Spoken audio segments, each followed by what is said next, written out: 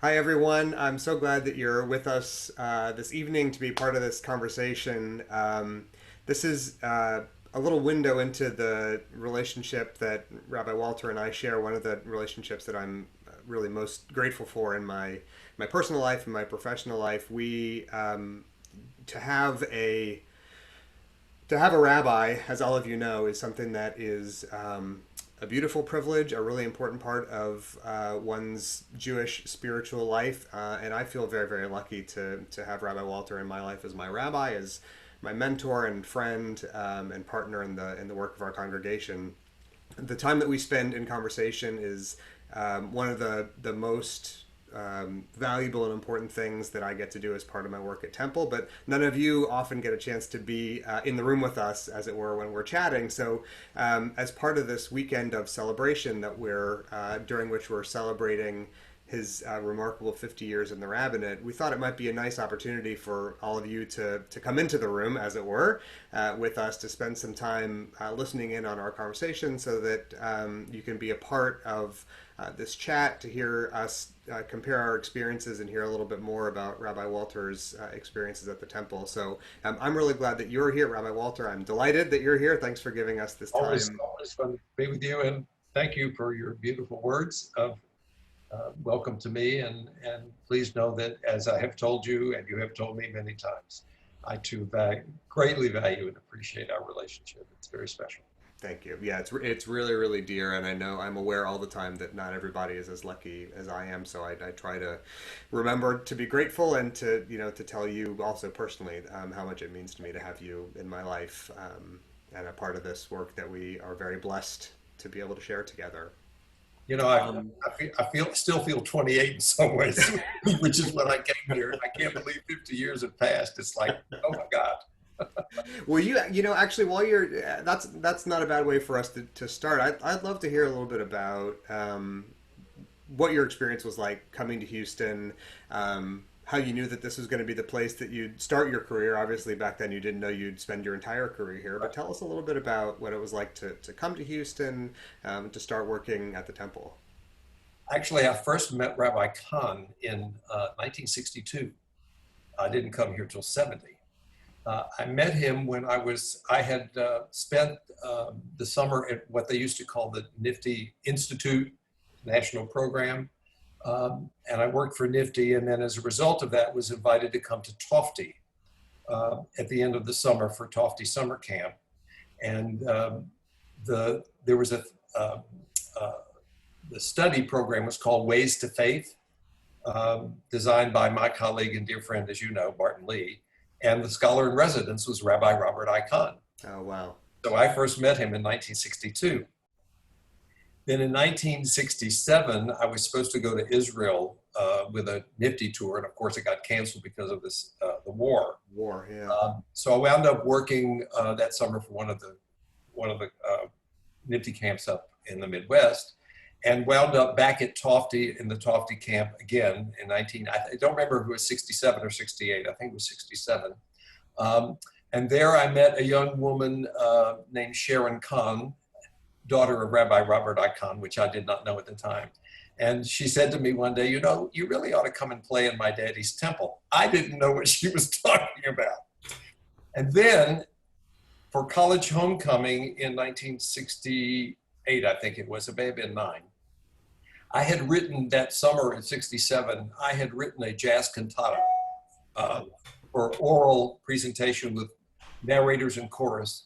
And I was brought to Temple Emanu, and on the dais, on the pulpit of Temple Emanu, with members of the Tefti youth group, we performed it's called the Shema, implications of the Shema. And that was the first time I had ever been to Temple.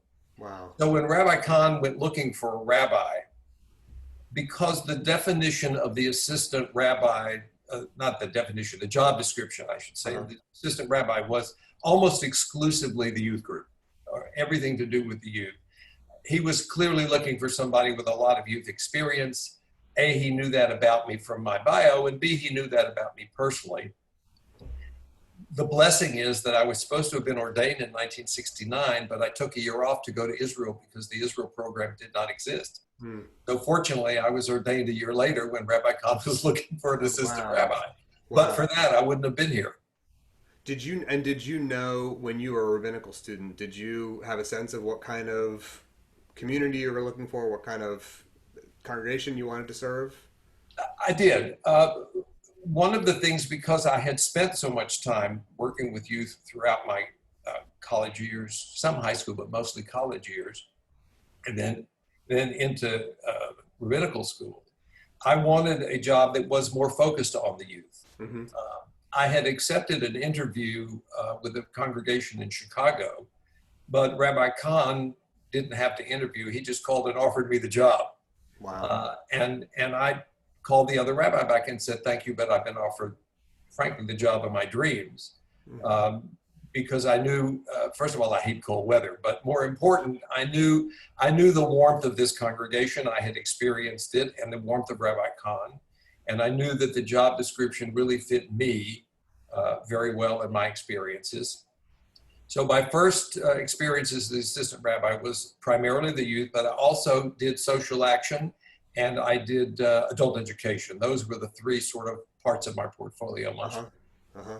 And did you, you know, I assume like you, but I'd be interested in hearing more. My experience with Reform youth work and the camping movement, those, like so many of our colleagues, those also drew me to this work when I experienced what it was like as a young person to have access to these big ideas and get a sense of my own, I don't know, my own potential, my own kind of inner spiritual life. Were you a youth group kid yourself? Is that where this I was active in Judea. I grew up, as you know, in an Orthodox synagogue. And the truth is that my first exposure to Reform Judaism in any meaningful way was when I worked for NIFTY and had the opportunity to engage with, interact with, learn from Reform rabbis, beginning to understand what Reform Judaism really was all about. Because when you grow up in an Orthodox synagogue in a city where the two communities were really very split, almost didn't talk to each other, not quite that bad, but pretty separated. I knew nothing about Reform other than we considered it to be Judaism light. I mean, that's sort of the image that I had. Mm-hmm. And it was only when I worked for NIFTY in the context of youth that I really began to understand what Reform is all about. And that's really what led me, to both the Rabbinate, quite frankly, and to Reform Judaism in particular.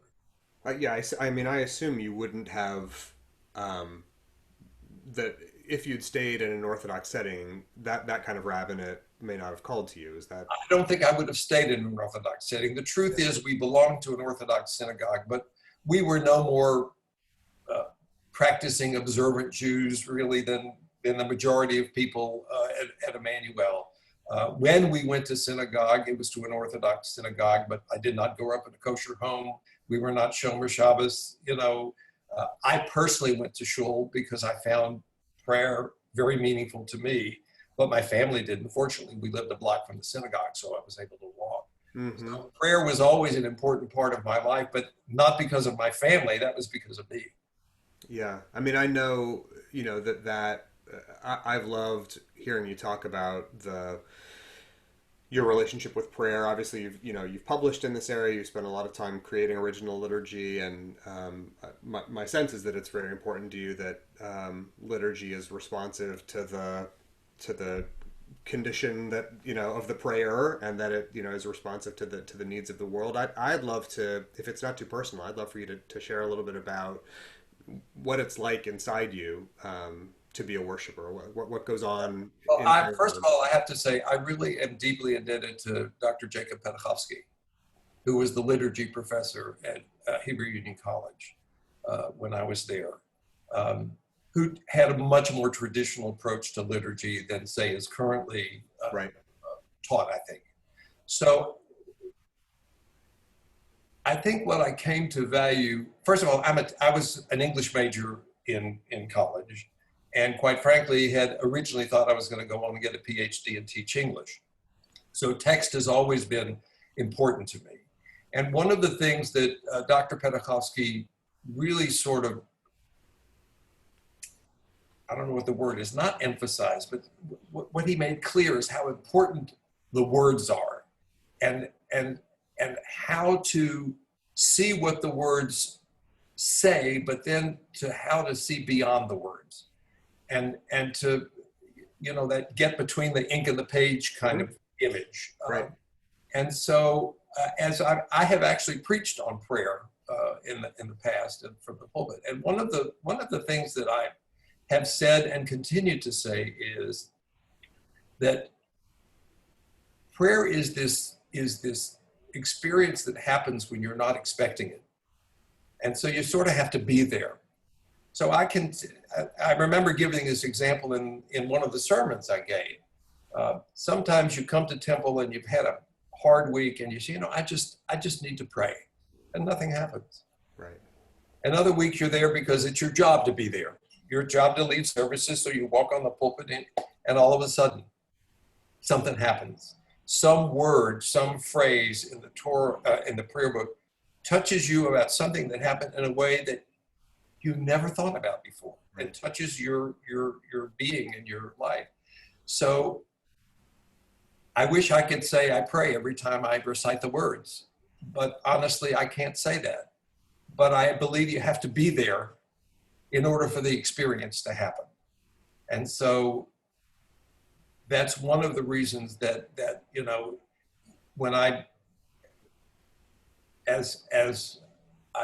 toward the end of my career, when we had 3 rabbis and 2 services, and I didn't have to be on every week, any Shabbat that I wasn't on, I was in temple.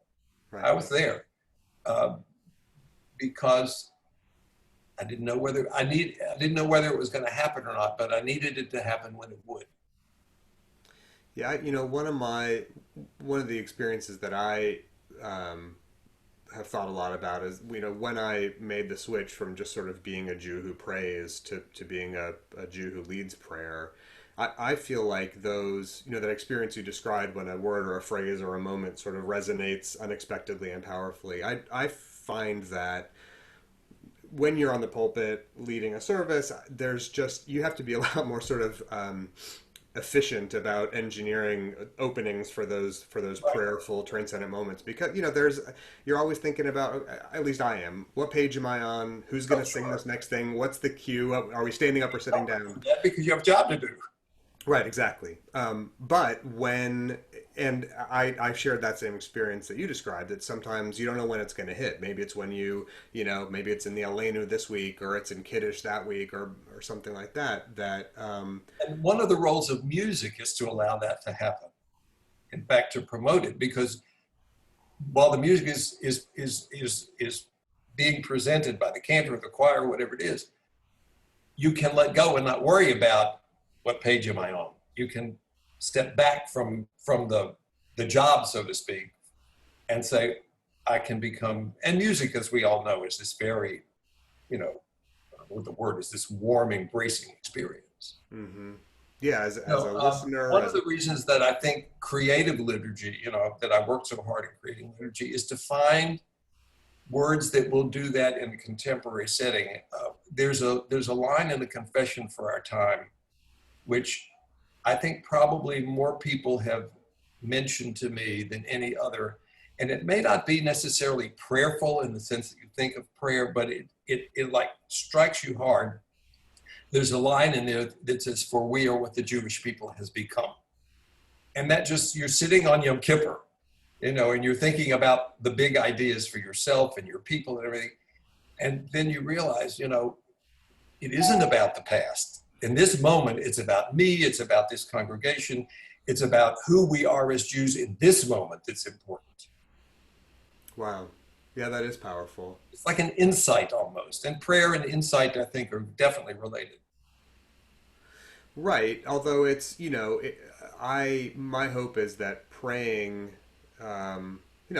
I find a lot of value both in praying and in studying and in meditating. But I think that the insight, I hope that the insights you get from prayer are somehow different than the insights you get from studying or listening. And it's hard for me to put into, part of it's that it's you're personally involved in creating those moments, in a way you might not be as a meditator.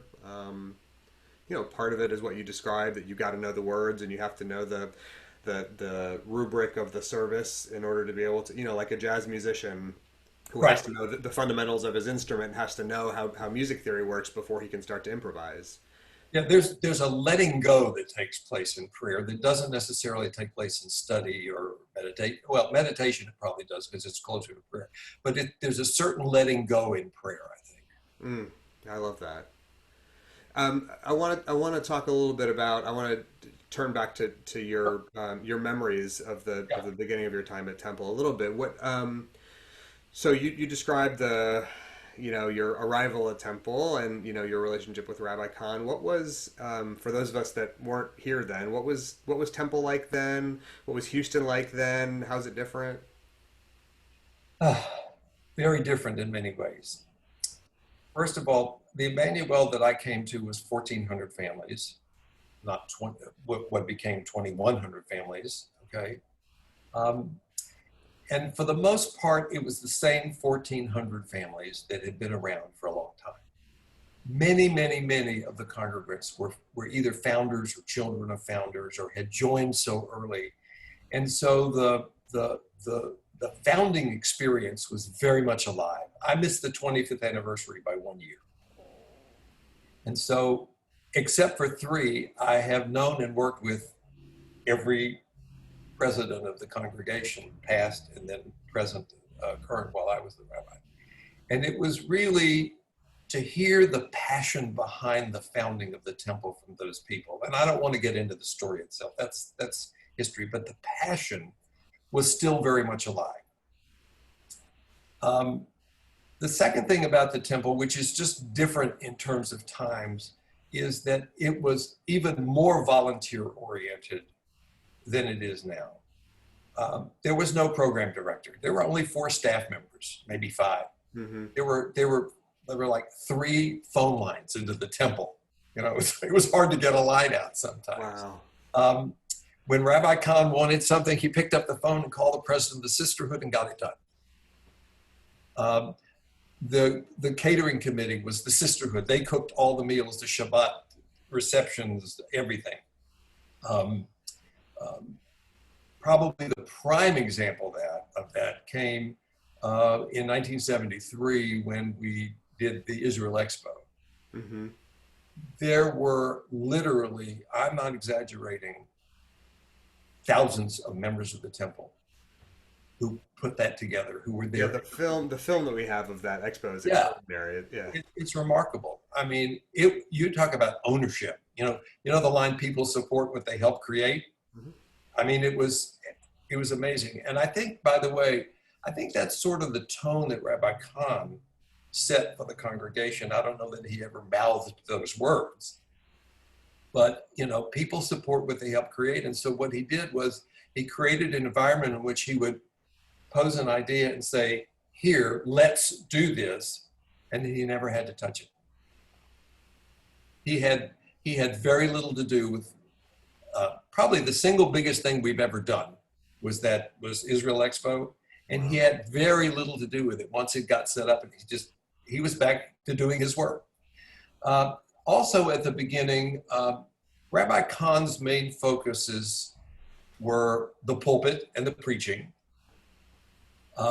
and his community work.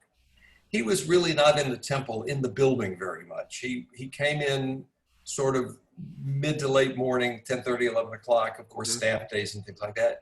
And by lunchtime, he was pretty much out of the temple and either home writing or planning or whatever, or out doing his community work. I think I've told this story before. Shortly after I became senior rabbi, I was invited to give the invocation at what was then the National Conference of Christians and Jews dinner. I don't know if I've ever told you this story. And I thought it was at the Shamrock Hotel. I think I told you this story. Great story, yeah. So I went to the Shamrock Hotel and it wasn't there. I had written down the wrong hotel. And I called around and everybody I knew, there were no cell phones, was already at the event. So I called the Chronicle and funny story how I got there, but in the end, the lady said to me, well, why don't you try Temple Emanu-El? That's where events like this are always happening. So that's sort of who Rabbi Khan was and what the temple was. It was a much smaller world, a much less sophisticated world. And as I said, when we talk about Temple Emanu-El as a family, it really was back then. People Yeah, I mean, I think some of really knew each other. Right. I think some of the changes that you're describing, aren't unique to Temple. That those are changes in the Rabbinate and the American Jewish community. That it's the passage of time. Right. Right. That synagogues and rabbinic work has become more, I think, professionalized in some ways. Rabbis are managers in ways that they weren't in the past. We are expected, fairly or not, to understand management and finances. Yeah, when I was at HUC, we had zero training in that. Right, right. And I am.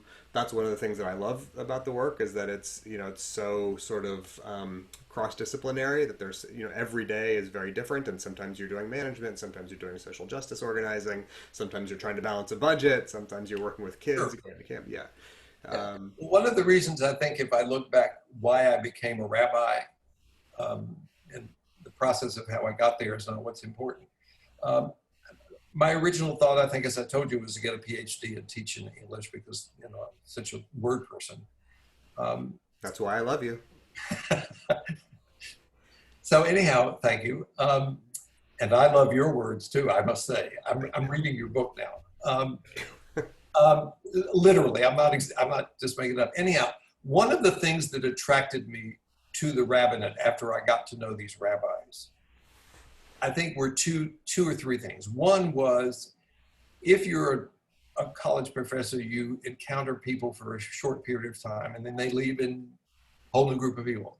And one of the things that attracted me to the rabbinate is you are part of people's lives for the long term. Now, so it turns out, for me, a longer term than normal, but I know people who have been rabbis in temples and go to other temples and maintain strong relationships with the people they had, been within their congregations. The other thing was that I began to think about spending a life just teaching. And while I love to teach, and it has been one of the major focuses of my life and one of the things I value most about my rabbinate, I don't think I could have done that exclusively. Because you miss the interaction, the people, and doing more things than just focusing on one thing for your entire life. I mean, Torah is a focus, but I said to our executive director the other day when we were talking about a problem he was facing, I said, well, we're really in the people business more than the God business. God can take care of himself, but we got to take care of his people. Right. What do you? I'm interested to hear. You've seen a lot of rabbis come and go, and you've known a lot of rabbis. Do you have now with the benefit of 50 years perspective, do you have a sense of what makes a great rabbi? What characteristics or traits or talents disposes someone to be a successful or influential rabbi? Well, for one thing, you do have to love people.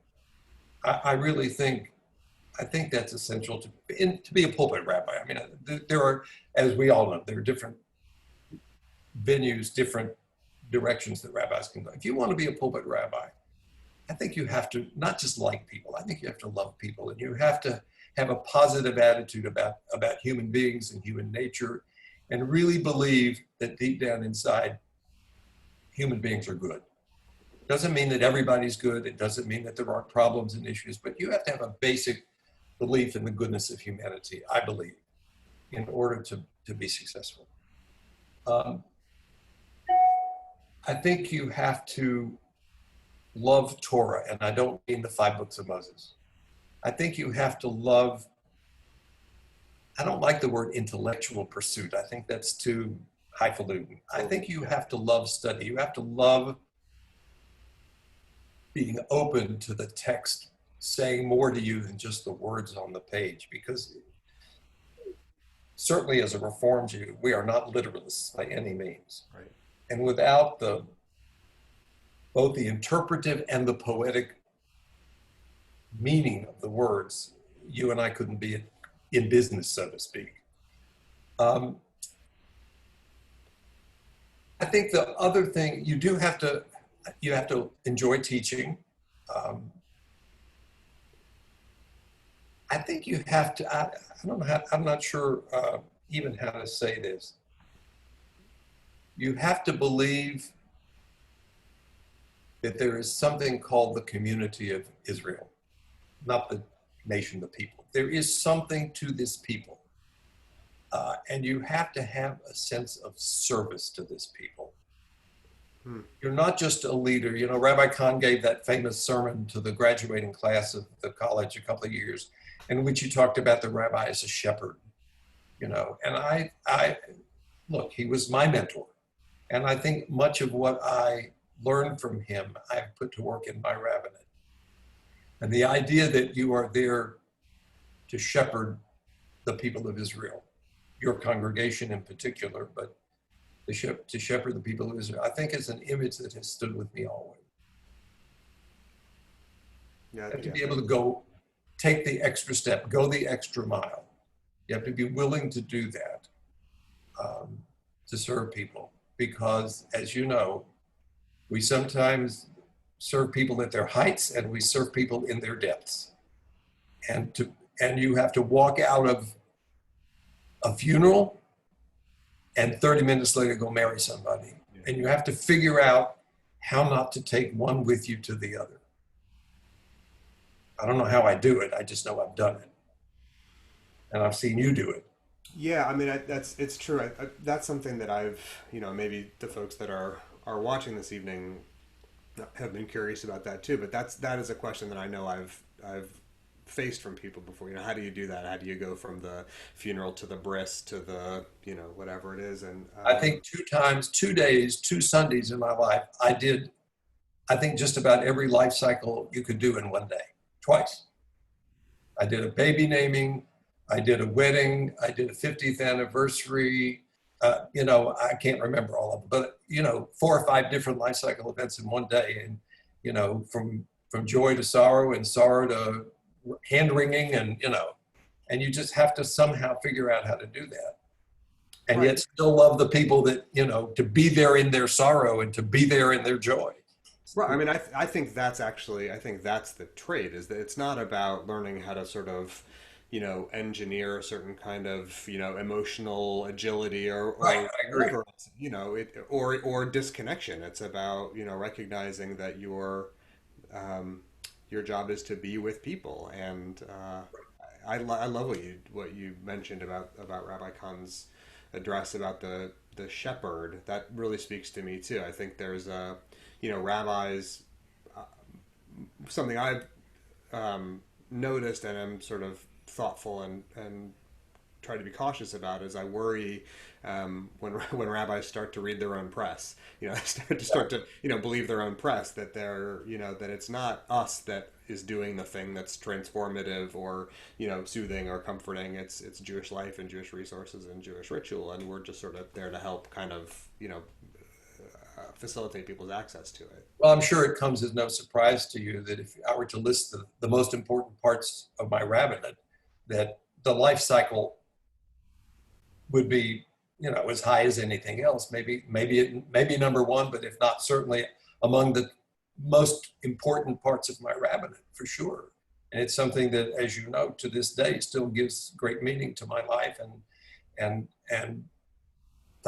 thanks to you, you have allowed me to continue it, and it. I think it's just who I am, and to be there with and for people in those special times in their lives, much less the everyday, is just I think it's transformed me. I've gotten a lot more out of it than I think I've ever given. No, yeah, no question about that. It is a very it's a real privilege. I feel really lucky to be able to occupy this space in people's lives. That you know, the way people give us access, invite us in to be with them at their most tender, most vulnerable, and most joyful times. It's extraordinary, the way, you know, the window that it gives you into the human experience. It's a holy thing. And it's something that that I don't know that rabbis who don't have the pulpit experience get to experience in quite the same way. Why did you, at some point, I don't know if it was a conscious choice or inertia, why did you stay at Temple your whole career? I know there are other, it's definitely the exception rather than the rule. Most rabbis will, serve one position as assistant associate and then move on to another. Certainly I know that you got calls from other congregations, other cities, other opportunities. Why did you stay?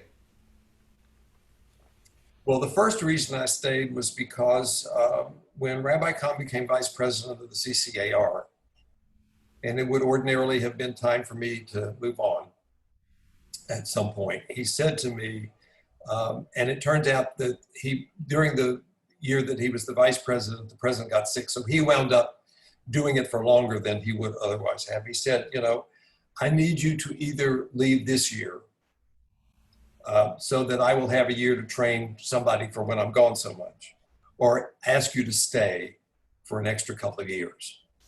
And it made no sense for me to leave because here was this large congregation, and with Rabbi Kahn not being here so much, I would have had the opportunity to do things that, without the senior rabbi here, I would have the opportunity for experiences that I wouldn't otherwise have.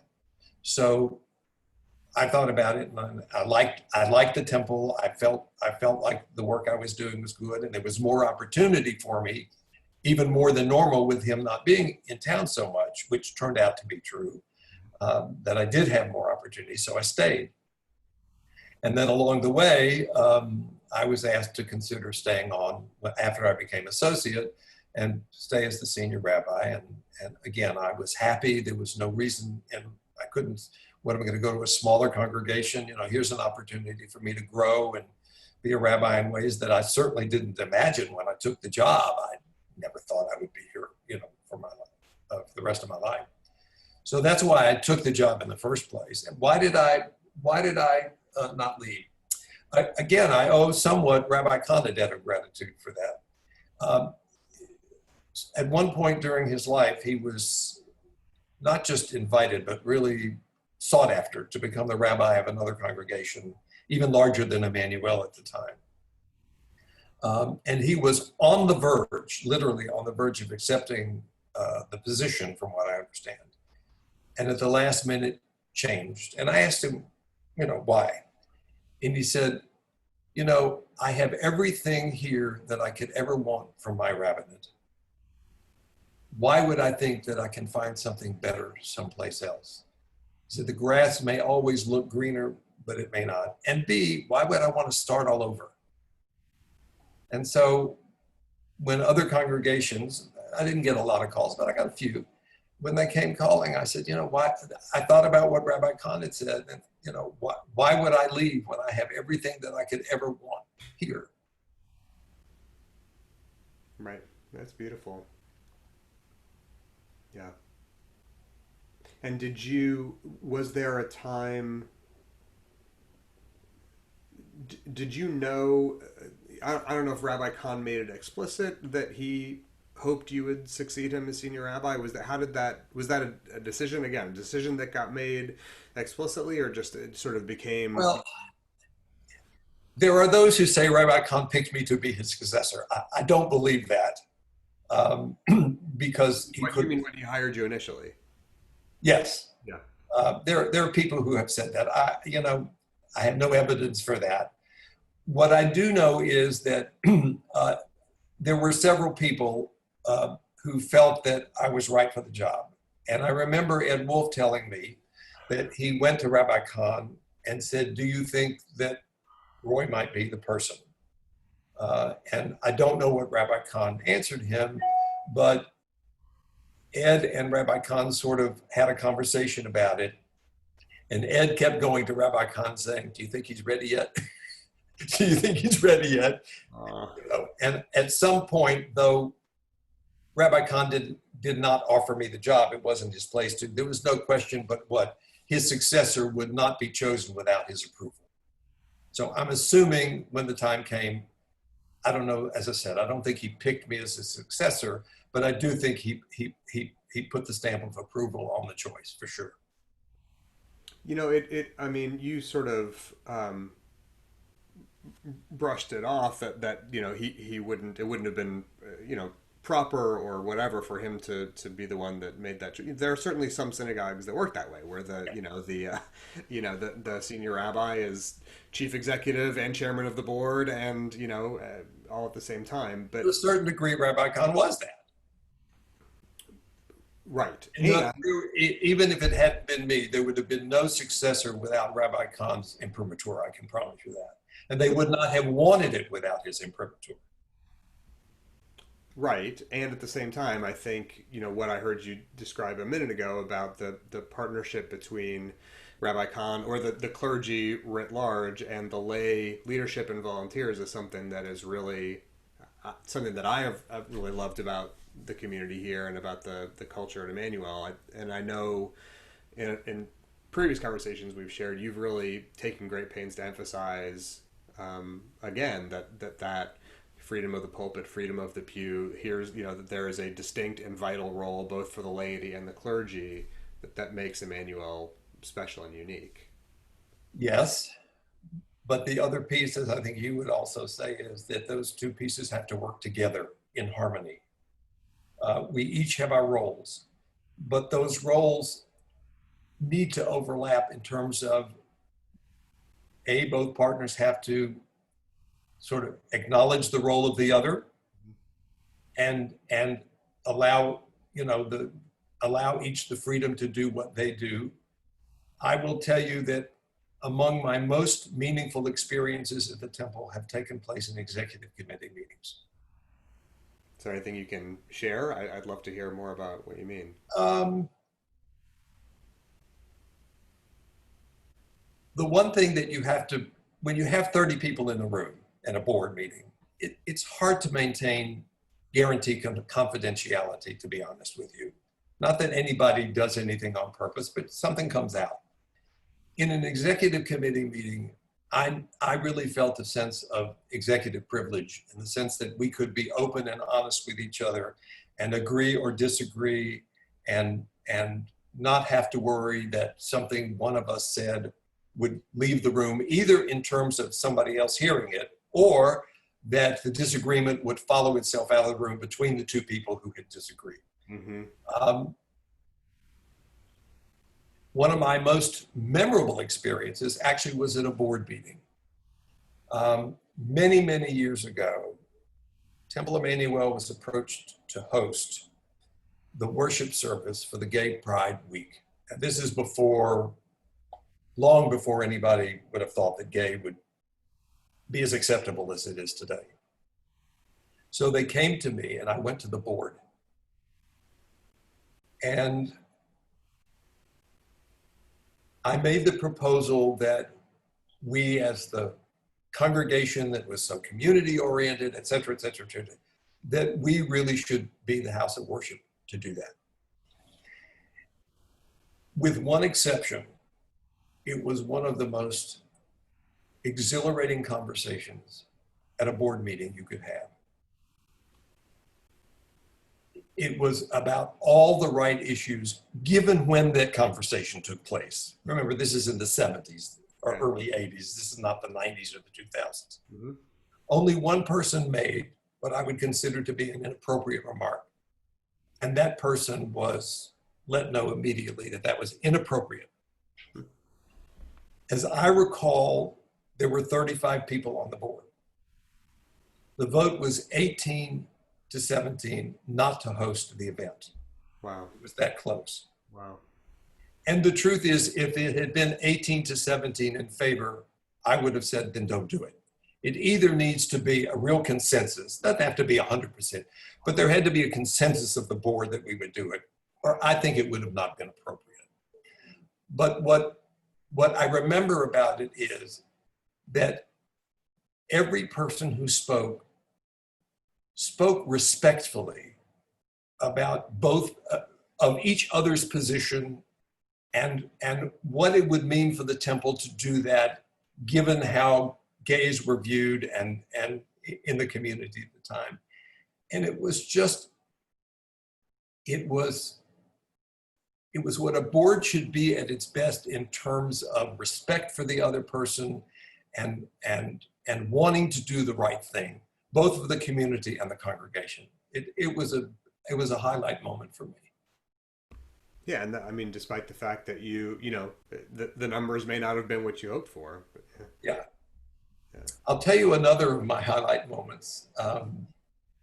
When, one of my major jobs at Temple Emanu, if I look back on it, was to move the congregation from a classical reform sort of view of how Judaism works into a more, what reform looks like today. I won't say the name, but the night that I spoke to a small committee about becoming the senior rabbi, one of the women looked at me and said, I can almost quote her, "Now, Roy, this is my temple. And in my temple, we don't wear no yarmulkes and we don't wear no talis. So if you're going to be the rabbi of my temple, you ain't going to wear no talis and you ain't going to wear no yarmulke." Now, that is an almost exact quote, seriously. So my job was, I think, to move from that into a Reform Judaism, not a Judaism that was open to individuals being able to express their Judaism and not be looked down upon or different because of that. Rabbi Khan did not wear a kippah. He wore what was the talit that he had worn as a chaplain, but had cut it off. There were no fringes, and he called it a stole. So when I said something about that, they said, no, that's not, So it took me a long time to do that because I could have walked on the pulpit and done that and probably gotten away with it, but it would have cost us members. Mm-hmm. People would have left. And I thought, why should I do that to you? This is your congregation. So it took literally over 25 years to accomplish almost all of that. Wow. And one of my highest moments was when a woman who was classical reform, did not believe in kippah, did not believe in talit, did not believe in chanting, was on the ritual and music committee. And when the time came, I don't remember which thing it was to vote for as the committee, she voted for it. She not only voted for it, when she spoke, she said, "We have to do what is the right thing for the temple, not just what is right for me." And that's all she said at the meeting. And I thought, oh my God, what an amazing transformation for someone that, I don't mean this in a bragging sense, but I had made the point. I'd gotten her to see what I had been trying to get her to see all these years. And so we were able to move from that method of operation where not only the rabbi can't, but even congregants can't be on the pulpit with it, to where today, as you see, you wear a kippah all the time. Some rabbis wear a talit, some rabbis don't wear a talit, some perform intermarriage, some don't perform intermarriage. So it was a long, hard journey if I wanted to do it so that we didn't lose members. Mm-hmm. And I think that's probably among my greatest accomplishments, to be honest with you, is that I was able to pull that off. Yeah, those sort of changes, developments in reform. It's a sea change in Emanu, it really is. Yeah. Right. Well, I was going to say that when it comes to changes specifically in worship and religious practice, those feel, those are different and more delicate than, the role of women or the relationship with the LGBT community or Israel or what have you. That there is, we want those expressions of Jewish life and ritual to be personal and meaningful and sacred to people, and you have to handle them with care. Yeah. A lot of people, don't forget, came to Reform Judaism out of what they considered to be a sort of oppressive Orthodox, right. And so, that's where the woman was coming from about the yarmulkes and the talises. She was basically saying, look, I grew up with that. That reminds me of what I'm not. Mm. And so I had to be respectful of that and slowly move people to where there was an acceptance and even appreciation of this is not just about you, it's about the temple. Right. Right. Do you have any? So you've seen a lot. I mean, thinking about the practice of Reform Jewish life today compared to 50 years ago, that's a big. All the things you described: ritual garb, Hebrew, chanting. Choirs versus cantors. It's a lot. It's a lot. It was, I'm telling you, it was a sea change. Yeah. And I think one of the things I feel fortunate is that I think because I knew the founders and because I had heard their stories and I knew how important the temple itself was to them, I think that's one of the reasons I realized if I'm going to do this so that they still feel a part of it, I need to do it slowly. Give them the room. In other words, if you change one thing, okay. But if you try to change it all at once, it's too much. So we changed this 1 year, and 5 years later we changed that, and a couple of years later. So by the time you get to the end and you've accomplished everything you want, it doesn't feel like a sea change anymore. Right. Well, it's also that kind of shepherding leadership that you described before. It's you're not making the change now because it's not your temple, right? I mean, it's our congregation. We're going to walk together side by side to the next. One of the things that I said to a rabbi once is, you don't want to stand on top of a mountain over here and see your people on the mountain over there and say, hey, what are you doing over there? You're supposed to be over here. Your job is to go over here and then lead them down into the valley and up into the other. I mean, that's what leadership is. Not telling people where to go, but like a shepherd, bringing them, being with them. And that's why, as I said, that image that Rabbi Kahn used, I think really was very defining in how I not just saw my rabbinate, but actually practiced it. Yeah, it's really powerful. And maybe we'll put a link to that text in the this post so that folks can read that address after they listen to our conversation. I think it's helpful, enlightening, and inspiring for anyone. We have a recording of it. Great, yeah. So that would be really powerful for folks to hear. I don't know if you remember, but he took the word Rabbi Yeah. and made a Rashi Tevot out of it. Ro'eh B'nai Yisrael, shepherds of the people of Israel. That defines what a rabbi is. Mm-hmm. Thinking about the changes that you've seen in Reform Judaism and in the temple and the Jewish community, do you have any? Do you want to be brave and hazard any predictions about Reform Jewish life in the next generation? Oh, wow. Well, I have to be honest, and I think I've said this to you before. I think one of the reasons I retired when I did, apart from the fact that it was time, was that I knew that the temple had to make changes, and I sort of had an idea what they were, but I knew I wasn't the person to do them. I think you have to be of a generation, and I think I am not in tune. I'm a 20th century person living in the 21st century. And I know that sounds odd, but it's true. And so I'm baffled by a lot of the things that are just standard for your generation. And I don't dislike them. I can't relate to them. I'm not into them.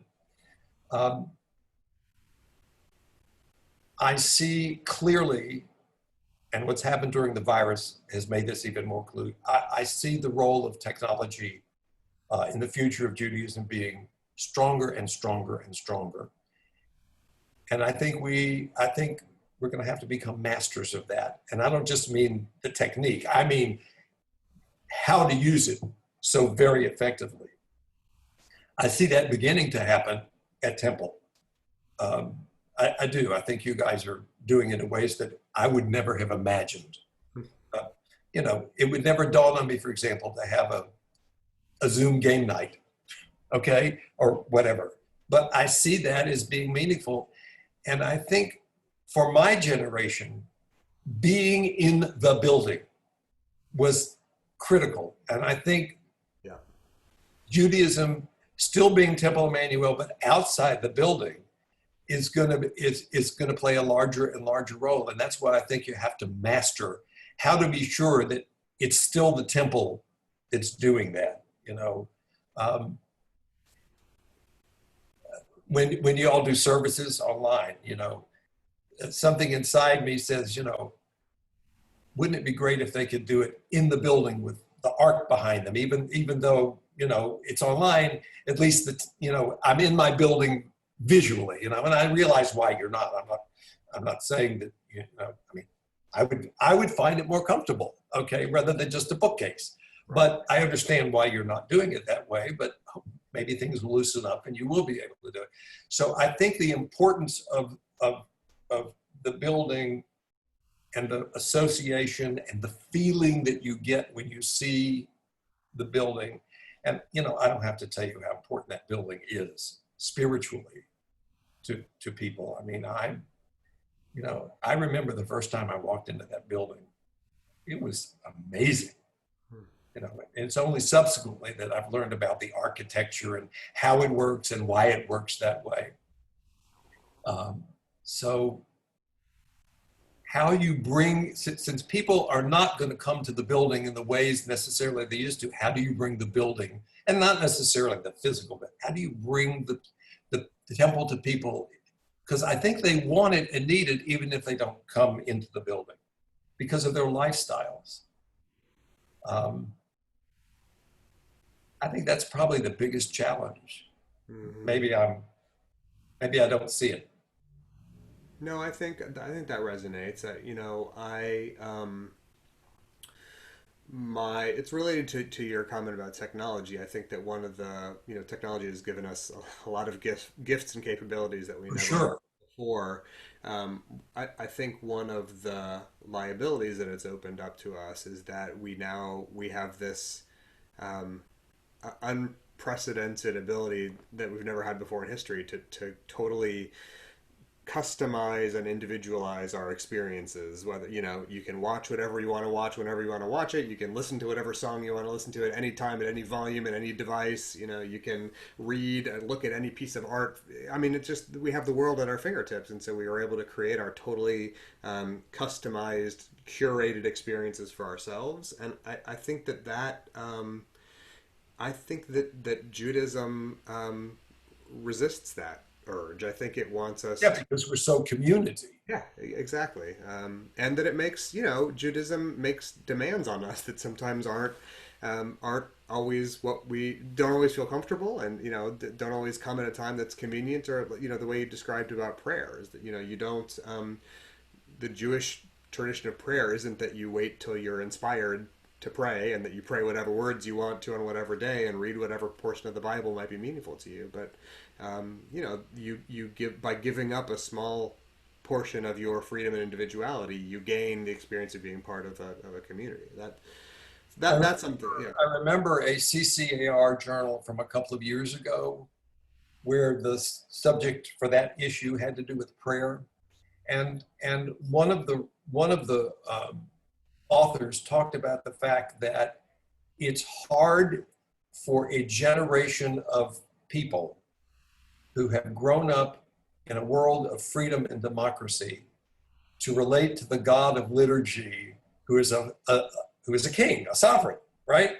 And so how do you make liturgy work for when there's such a huge gap between the world experience expressed by the prayer book and the world experience as we live?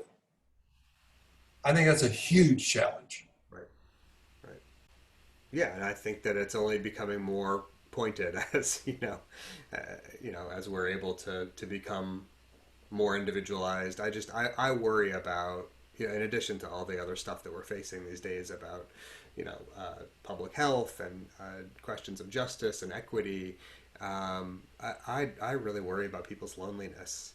I feel like I sense a real plague of loneliness that people are feeling, whether they feel it and are able to express it explicitly or not. I feel this.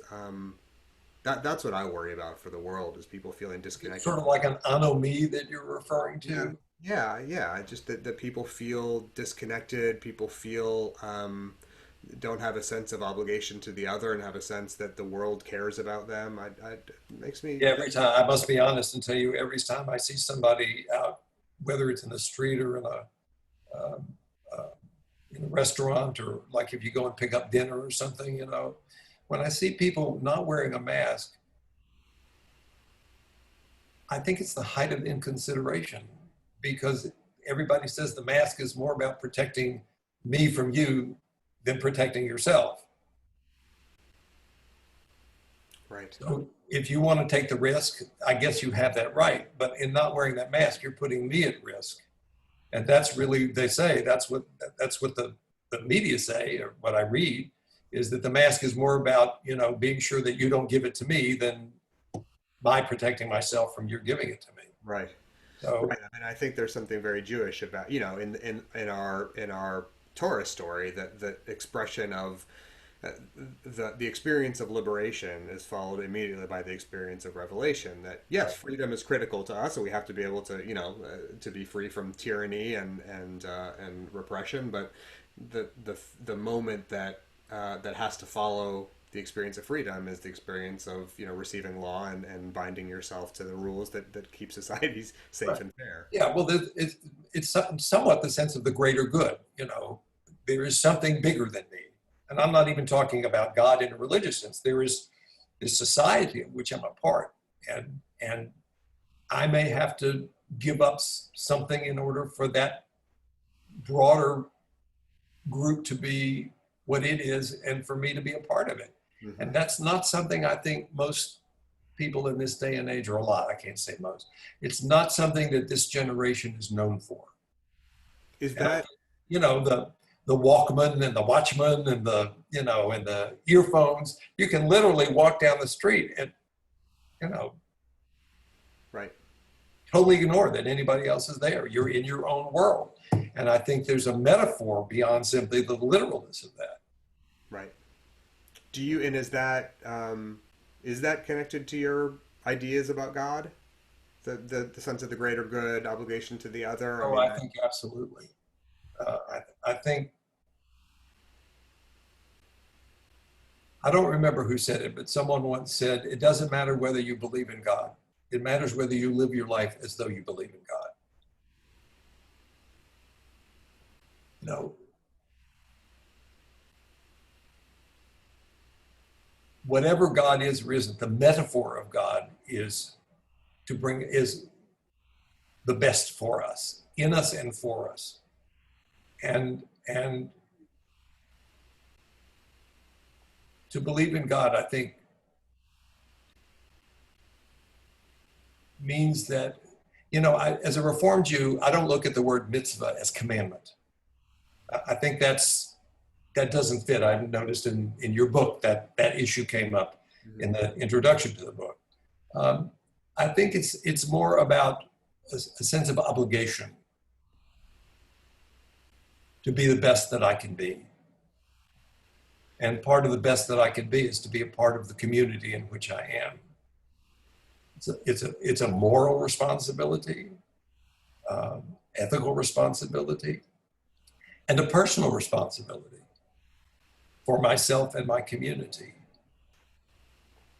and that moral or communal imperative that I'd want to make sure because I'm curious about your theology, do you see those things as sort of emerging from God, or that your sense is that is where you sort of find God when you identify what's the highest standard to which I'm called? Well, Hillel is, if I'm not for myself, who will be for me? But if I'm for myself only, what am I?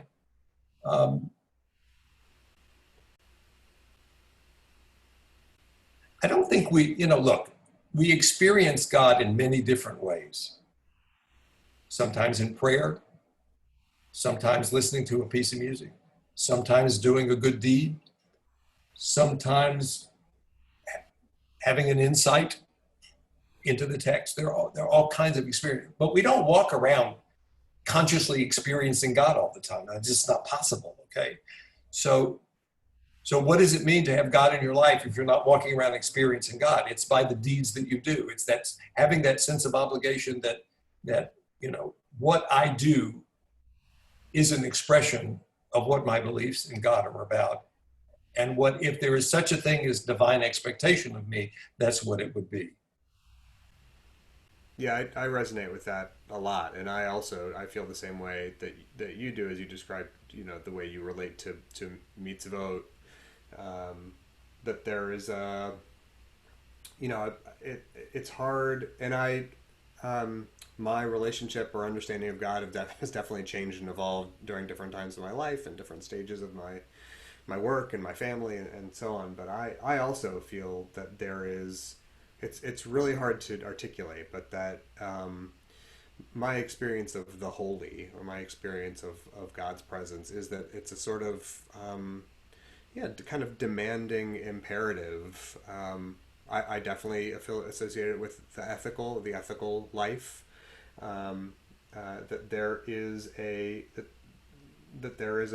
presence beyond me, that calls and expects me to transcend the basic animal part of myself, and to try to create, cultivate, nurture that, the higher standard to which I know I ought to aspire.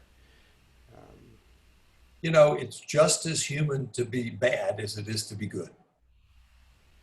It is. It's just, they're both part of us. We do both, okay? But as Judaism, even the part of us that does bad can be harnessed right into the good. That's that Yetzer Hara, Yetzer Hatov, that, there are things that are classified as the Yetzer Hara, but when put in context and when shaped properly, the greater good comes out of it. So,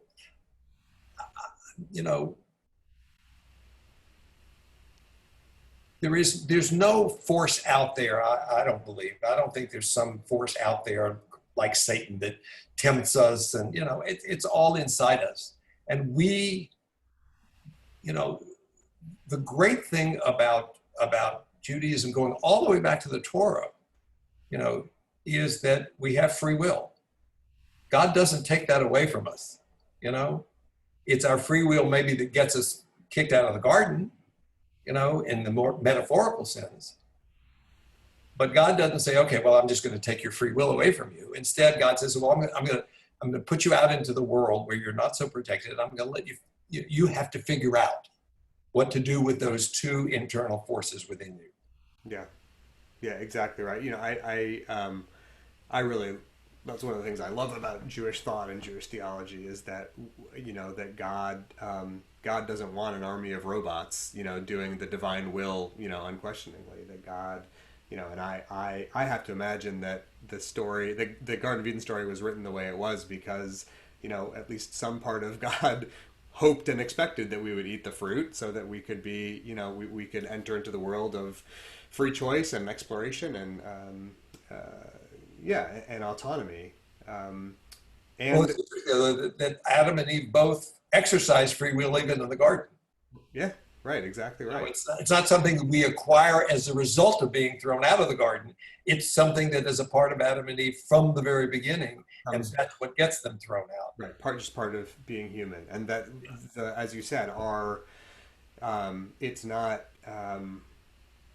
the fact that we have hungers and desires and appetites is not a betrayal of our nature. That's just who we are. We are, there are parts of us that want and that hunger and that covet and desire and lust, and that's the sort of animal part of ourselves, and that our job isn't to try to suppress the fact that we want things that we shouldn't have, but like you said, do what? It's what we do about those. Right, exactly. To try to harness, channel, redirect those desires so that we can do things that are productive for ourselves and for the world. And there are people who don't believe in God who are just as ethical and moral as people who do believe in God. I mean, it's not just about behavior. It's about something inside you that you feel recognize. I don't know what the word is, that you connect with, right? It's just, it's more than you. It's not just about you. You are part of something larger than you. And in a physical sense, that's certainly true, the world, but there's also something spiritual about us. There's something, and it's so hard to find the words, isn't it? I mean, that's why great theologians and philosophers write about it, and often in ways that it's hard to understand because it's so hard to articulate. Right. I feel, I often feel, guilty and disappointed in myself that I can't do a better job of articulating this stuff. But it's, that's the nature of, the spiritual experience is called, is described as the ineffable. It's the thing that, that can't be put into words. And so we do our sort of clumsy best to try to make sense of it and put it into words. And I think that's one of the reasons that religious language it has to be filled with metaphor. It has to be filled with poetry, because metaphor is how we reach beyond what we can actually touch and see and feel, beyond the five senses. And that's what metaphors and poetry do for us. And that's why the language of literature, prayer in particular, I might add, is so poetic if you read it as it's written to be read. Right. If you're caught by the literalness of the words, then you're missing, then you'll never transcend the words. It's that, keva kavanah thing, you have to experience the words, not just look at the words. Right.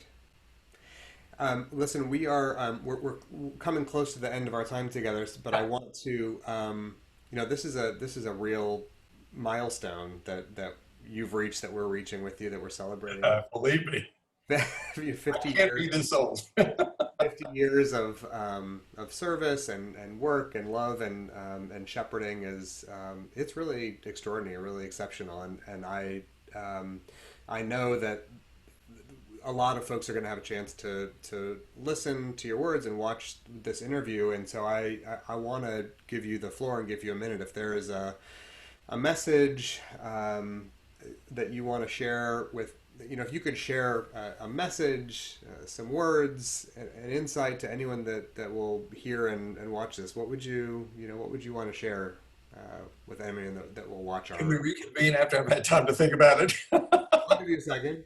Yeah. Oh, wow. Well, the first thing I know I would have to say,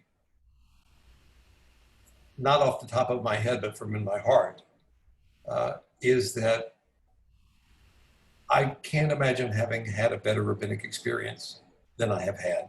Was every day great? No. Were there hard days as well as lots of easy days? Absolutely.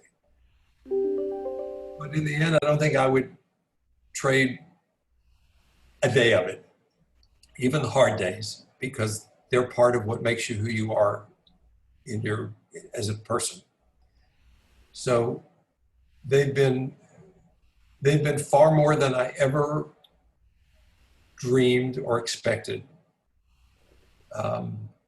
It's hard to look, someone once said, I know what it's like to be young, but you don't know what it's like to be old, say, talking to a young person. And so I can look back and see myself as a young person and watch myself grow into the person that I like to think I have become. And I owe so much of that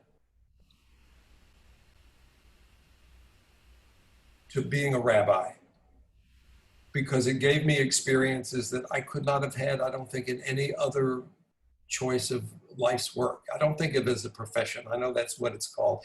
To me, it's life's work. I don't like the phrase calling in a way. On the other hand, it is a calling. There is something inside me that led me to this work. Whether it was a calling, I don't believe it's a calling directly from God. I just don't believe God works like that. But it was a calling. It was about wanting to be able to share life with people in the setting of Judaism, and in particular in the setting of Judaism as a religion, not as the director of a federation or the head of the ADL or anything like that. Not that those aren't, believe me, noble ways to express your Jewishness. I just found for me, going back to when I was a kid and went to synagogue by myself, there's something about being in a synagogue, being in a temple, that lifts me, even when I'm not in prayer. There's something about being part of synagogue work that makes you into something higher than you dreamed you could be or knew you could be. And I think that's what I can look back and say has happened to me. And to say that it was an honor for that to happen at Temple Emanu in Houston, Texas, goes without saying. This is my home. This is my community. And in many ways, it is my family. Well, listen, a lot of people watching have known and loved you a lot longer than I have, but I have the opportunity now to at least speak on my behalf and on theirs to just say thank you. I feel so lucky to have you in my life and as my rabbi. And although to talk about being lucky feels like it's an expression of chance or random fortune, but I think more than being lucky, I feel very blessed. I feel like having you in my life as a leader of this community, someone I can turn to and lean on, and someone whose insights I can learn from, is just an extraordinary blessing, a real expression of God's presence in my life. And I feel so happy. I feel so fortunate that my path led me and my family here to be a part of yours and be a part of this congregation. It's just the greatest joy to be able to do this work generally, but also to do it sort of following in the path of someone who is such an extraordinary, caring, thoughtful, scholarly, loving man and rabbi. So I thank you. I'm really grateful for everything you've done for me, and the way that you've led this exceptional congregation to what it is now and what it will become in the future. So very sweet of you. And you didn't ask me the question, but I'm going to answer it. I think you've really set the temple on the kind of path that if you're going along, instead of saying, let's do this path over here, you have redirected the path. I think you have a love and respect for who this temple is and has been. And I am grateful every day for our friendship, for what you continue to allow me to do in my rabbinate, to teach and to do life cycle work, which is probably so much a part of me. And I'm excited by what you do. And I think I think Rabbi Khan would be just thrilled to know that you're there. He would. Because he believed, even though it was different in a way, but he always believed that the temple he called it, what did he call it? Just a minute. We're sort of middle of the road reform, meaning we're not blazing, burning down bridges. We're not, but we're not stuck back here. And he always believed that the temple should play a meaningful and important role in people's lives. And that's what he and the founders of this temple established. Read the words, you've read them, you know that. And as I've said to you many times, the fact that he was overseas when it happened, and the congregation was founded in some ways around him, but not with him here. And all those words that you read were written by the lay people. It's their vision, not his, although it certainly, and I think you have embraced that vision. And that's the most that I could ever ask for my successor, to do that. So thank you for that. thanks. Mazel tov. We're so proud of you. We're so lucky to have you in our lives. Love you. Thank you for the weekend honoring me. That's really sweet. Thank you. All right. Well, Mazel tov, and here's to the next 50. And we'll look forward to many more opportunities to celebrate many more simchas together. Thanks. I want to thank everyone for joining us tonight to be a part of this conversation that continues every day and at all times. We're also very grateful and blessed to have you as a part of our family, and we'll look forward to many more opportunities to rejoice and mark these milestones with you in the future. Have a wonderful evening. Thank you for being with us.